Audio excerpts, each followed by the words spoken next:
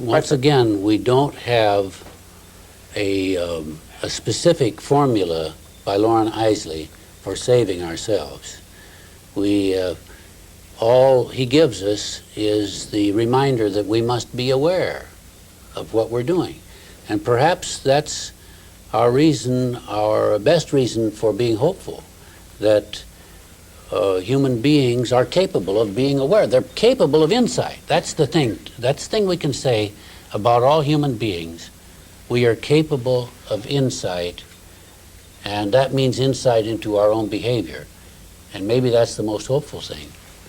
He has another little parable about how he was called by a coroner to help him identify an individual who had been found when a drainage ditch was drained. And this individual apparently had taken pains to make sure that nobody would ever discover his body or have any clue to his identity. He was going to be absolutely certain that no one would ever know where he had departed this world, nor how, nor what his identity was. And so now Isley is looking at his skull, and the dental work is still there.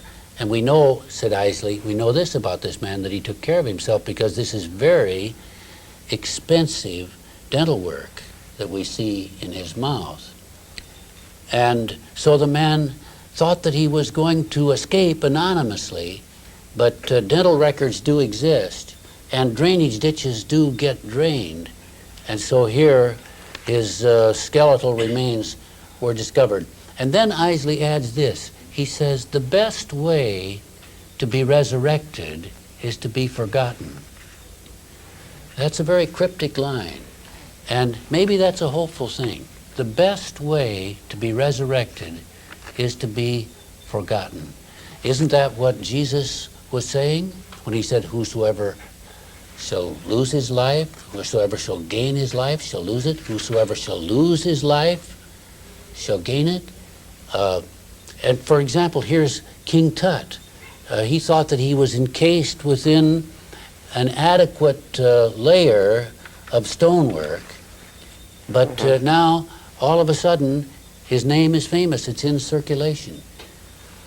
So maybe that's a sign of hope. Maybe tragedy can't be avoided. Isley doesn't seem to think so.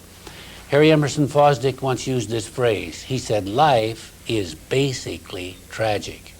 And to me, that was a surprising thing coming from Harry Emerson Fosdick, who was really an optimistic kind of preacher, early half of this century. Many people would say the greatest preacher of the first half of the 20th century. He once made this statement, life is basically tragic.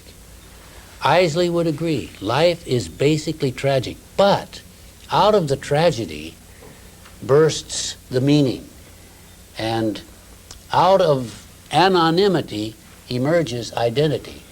Or as Martin Buber said, the seed of light can only burst from the soil of darkness.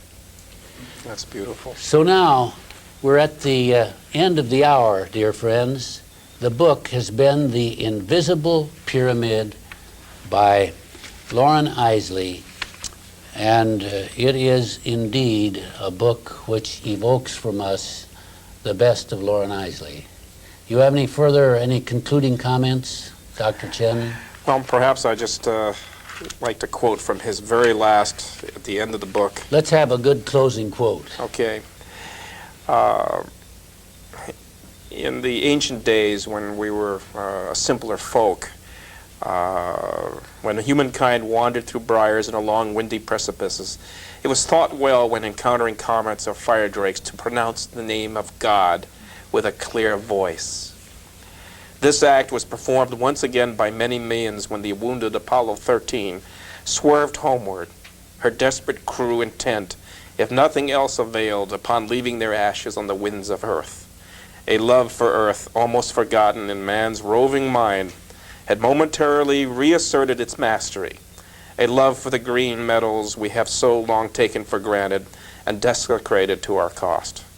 Man was born and took shape upon Earth's leafy shadows. The most poignant thing that the astronauts had revealed in their extremity was the nostalgic call still faintly ringing on the winds from the sunflower forest. And thus endeth the reading of the lesson for the day.